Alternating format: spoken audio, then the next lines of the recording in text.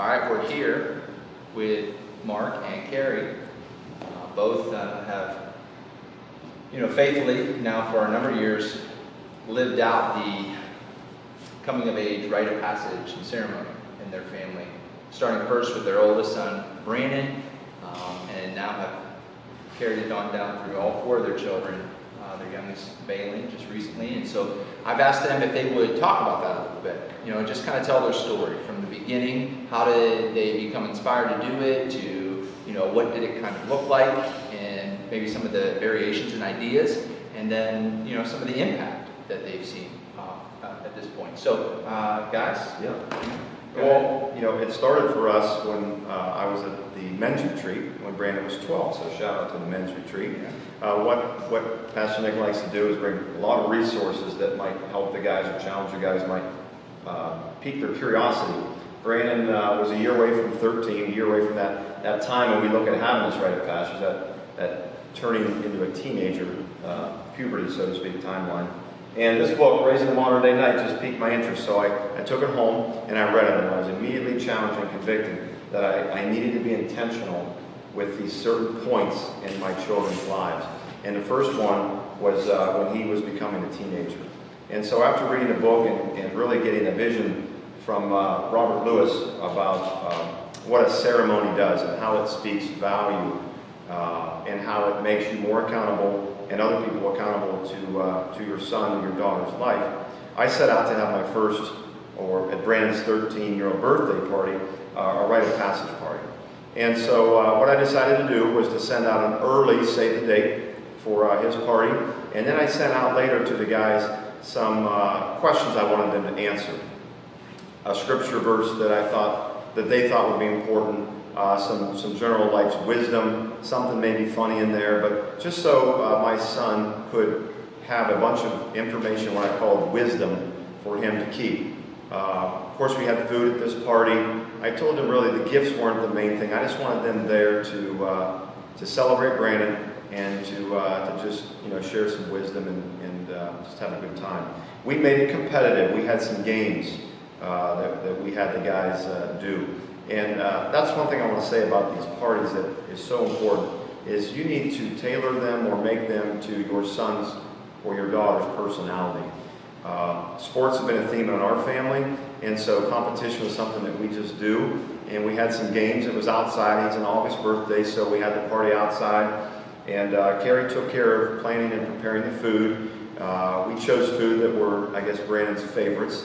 And so he picked the menu out, and we enjoyed that. But really the highlight of the whole evening was that I asked some people to share. I asked all the guys to bring their pieces of paper and give to him. So we made that into a binder. And Kari has one that she collected for Balin's party. But each of the boys have a life's wisdom binder from several men, a company of men that I challenged to be around Brandon. And he'll share later, just how he was impacted then and even the years to follow. But for me, I wrote a letter that I shared to him at the end, and it was great to see just the emotion that was a part of that from me, from other men. Mm-hmm. That was fun. That was cool. But just to know that my son had a group of men that now were being challenged to be an example for him, to speak into his life and to be a great example. So that first one was a lot of fun, was emotional, right? You were able to eavesdrop a little bit as the guys were sharing, because it was a guys' party, but you and your mom were there and were listening in. So what were your thoughts as you watched that unfold? Because I feel like it was something so new, not sure what to expect of it, not sure what other people were thinking of this, like, is this something weird, that the Brungards are doing? So it was new. It was new, and thinking, how is this going to look? Is this something we're going to do with all the kids, or is this going to be a one and done thing? So it was interesting. It was very interesting. It was it pulled at the mom's heartstrings, to think, oh my gosh, I have a 13-year-old. But would I do it again? Absolutely. Absolutely. Do you remember when you first told Brandon this is what you were going to do? He had no point of reference. Right. Do you remember if he had any sort of reaction or yeah. Okay or? He was curious, and then the cool part was Brady and Bo were there and got to see it, and then they kind of knew a little bit about what was coming for them. That was my next But question. yeah, right. So for Brandon, I don't know that he fully knew what it was all about and how it was going to look. He enjoyed the food, of course, the competition, the games were fun. And these are all men. I should say this too is important. We invited men that Brandon already had a point of reference with, a relationship with. He'd gone to church with these men, or he knew these men in some personal roles, connections.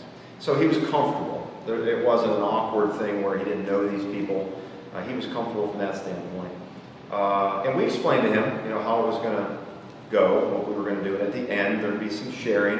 And that's when, maybe guys especially can be a little more uncomfortable, awkward. But again, we had some solid men who were very comfortable sharing, looking him in the eye, saying some things, speaking some life and some truth to him. And that's why I said that was the highlight of it all. A lot of it was fun and fellowship. But when that truth is shared to your son, you're impacted. Right. So were there like 5 men, or was there like 35 men? Good How question. did you decide who to? You said that you knew him, but how did you? We asked him too. I think we asked our kids, who would you want to come to a birthday party? Not your friends, but men, older teenagers maybe, because Noah Buey was there, and he was a family friend that wasn't a father or a husband yet. But I think we had around, I think his might have been the biggest, right around 20 guys. And I asked a couple especially to share, Pastor Reed, Darren Buconder, and his uncle Isaac were the three. And then everybody else brought their letter with things that they had prepared to leave with him. And again, we put that in a binder. So, there's no magic number, but I think we had 15 to 20. Sure. So. And so the younger kids saw that. Yes. Was there an anticipation from them? Was it like, oh man, I don't want to sit and I don't want to be emotional? Right. Did you see any differences in personalities with that, or did they all seem to kind of? For sure. And one thing I remember about Brandon was really just looking and taking in what people were sharing with him. Brady's our most emotional in those situations. So, as people were sharing, he teared up. I don't think Brady or Bo were in any way not looking forward to their party. I think they kind of knew what it was going to be about, and were looking forward to picking a menu for a party, maybe picking some of the activity we were going to do, and then just, receiving from other men who wanted to share with them things. Each one were different, but each one were very special in what we shared to them. I can remember Bo saying, they're not all going to cry at this party, are they? So obviously he saw that in the first two, and I wasn't obviously there for that, so I'm sure that they did, and it must have been okay with that. At the heart of this, you want a rite of passage. You want a young person to realize something's changing. They're moving into a new phase of life. It's not just a number. Now you're 13. Well, what has really changed? Or you're going to junior high school. But we want them to start mentally, emotionally changing, maturing, thinking differently. Because the world around them is, treating them a little bit differently and expecting more of them. And we want our children to be ready for that, to be equipped for that, prepared for that, so they know who they are when they go out into a world that's trying to tell them who they are. I think that's really important, is that speaking into the imparting and the blessing that you are putting into that child. Yeah, so there's two things that come to mind as you're talking about that. One is the tie into, how we do that as a church. We do dedications. Yeah. And we say that we are receiving. They're from God. Excellent. And they're ours to care for, but not ours to keep. And so then a lot of times the next phase just happens to be graduation, where we are supposed to release them. And so this is that in between, that ready part where, listen, it's not time to release you yet, to go out into the world, into the kingdom, and fulfill your call, and be His workmanship. But we have to get you ready and begin to start putting childish ways behind, and begin to kind of move you towards that. And so it's that kind of that connection between those two things that sometimes are a blur and kind of happen, and Right. all of a sudden people are at graduation, right? You hear all the time, oh my gosh, when did I get an 18-year-old? Right. Well, this kind of gives you that, that time to pause and say, well, we only have a few years left here, and are we preparing them? Have we done the work yet, and what do we still need to do that? Yeah, and I want to share, Nick, and then I want you to share too. But when I read that book for the first time, it really convicted me that my son is going to get to that point of graduation. What am I doing with this time I have left? And it forced me to be intentional to begin to ready him for the challenges of junior high, high school life, and to be prepared for college. And I wanted to say one other thing, and I'm not sure if I don't want to steal what you want to share, but there were quite a few fathers there whose children were already past that age, raised. And in our culture, the Western culture, this isn't a normal thing. It's pretty abnormal. And I don't want to say I felt bad, but I'm just thankful that we were led to do this. And I didn't want others to feel bad who didn't do this. So however that lands on people, we're not here to make anybody feel like you blew it if you don't do this. We're really just want to challenge our parents of younger children to consider the opportunity that you have now while your kids are young to do this. Well, and I'll say this before you share. Like, what's really neat too about Robert Lewis in his book is he actually addresses that, and he gives you, listen, if this is coming to you at a point where I wish I would have, or if I could go back, there are things you can do still, and he kind of addresses it and gives you some of those, like, don't beat yourself up. Right. Listen, you can do that, but it seems to be a common response, isn't it, that people, express that. Why didn't I think of this? Or why didn't I? And that's the part of why you want to do this, is so people see you can do this. This is a thing.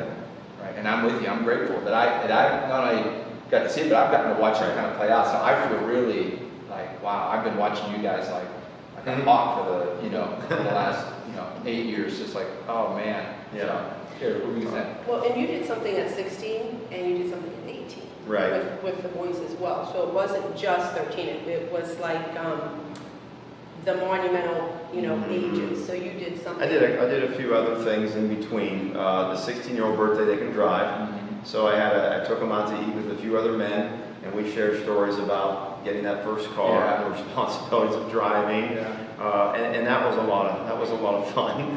And then at 18, we had a little extra special birthday. That's the year they can do a few other things in our society, right?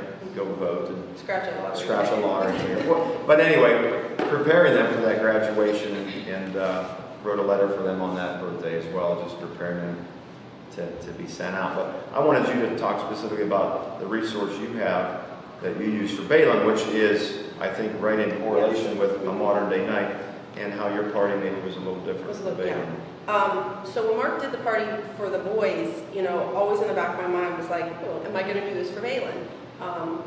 Is it just a boy thing? And so really praying through that, and found this book. It's called Raising a Modern Day Princess, which the authors, two women co-authored it, and they actually their husbands had read Raising a Modern Day Night and said, oh my goodness, there has to be something for girls out there. So as Nick had said, it goes along with the whole medieval night theme, and these women do the princess theme, because growing up, every girl wants to be a princess and things on that. And so they go from the perspective of raising a generation of women who see themselves as God sees them, as daughters of the king, true modern day princesses. So I never read that book, but going through this, there was just, it was wonderful. And it really made me question, how am I doing raising a daughter? Because I've only had boys, what does this look like? And so it was really good in that sense. The book gave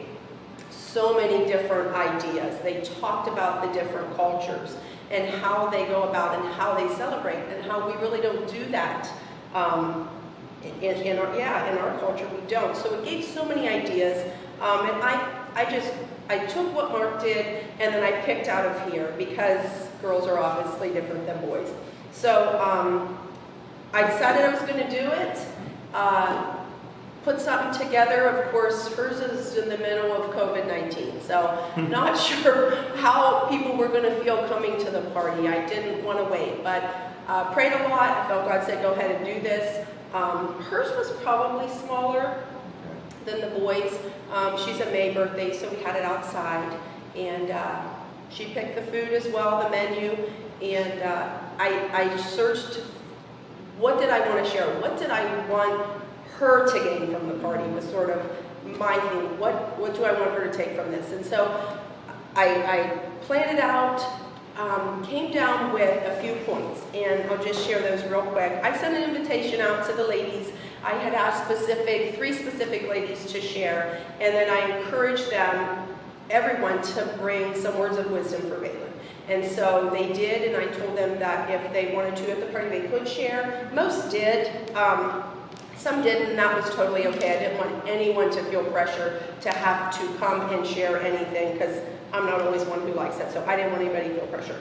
But I explained what a rite of passage was, because some of the women have never been a part of anything like this, so I wanted to give a background. And then I talked about our words and the importance of that, and then I went on, and I felt like God gave me, here's the purpose for this day. And so it was to glorify Him. It was for Valen to be built up, to remind her who she is, her identity, and then to encourage her. And we talked about her friends, choosing friends at this age. You begin to have a best friend, and you begin to have sleepovers or do extra things. And so the importance of choosing friends, pursuing knowledge, that was something that I encouraged her to do, and the other women who shared did as well. I felt like everything that was shared just had a common theme, so that was good. And then, going from what Mark did, of course, he wrote the boys each, a letter and shared that. And so I did more of a blessing for Valen. I spoke to her and blessed her. So, and we ate, and we did that, and the women shared, and I think Valen sat, and she just sort of took it all in, and she's one that she's like, Mom, you're not going to cry at this thing, are you? And I said, yes, I am. And I did, and most women did there. And so that was okay, but she took it in, and it was, man,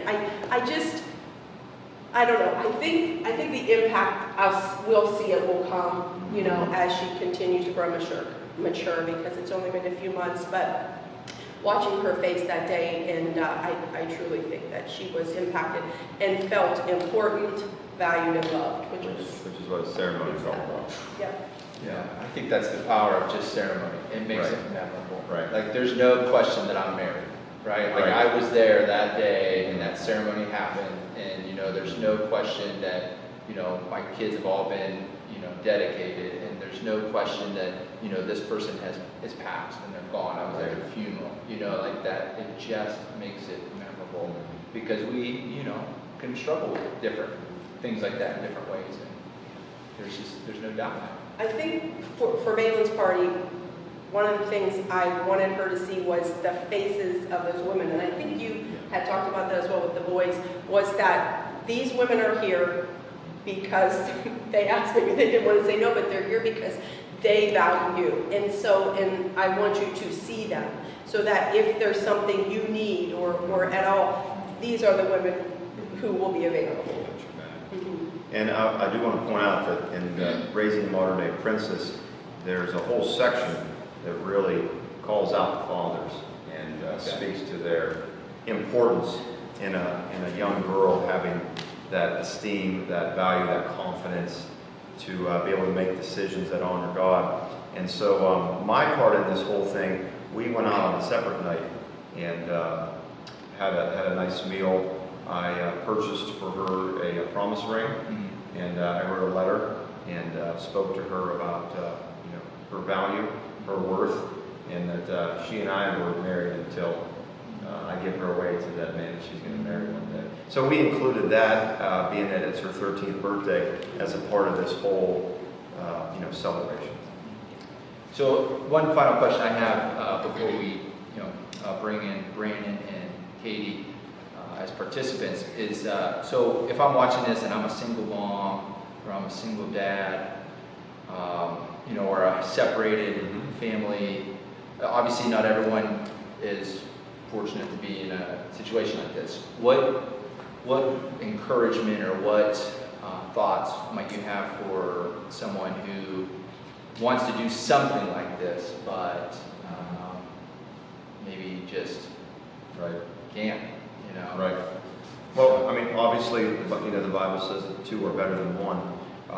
So whether that other person or group of people would be, your parents or just Christian friends that you have, the power of other people in the group coming around that young lady or that young man is, it's impossible to know how much value that is.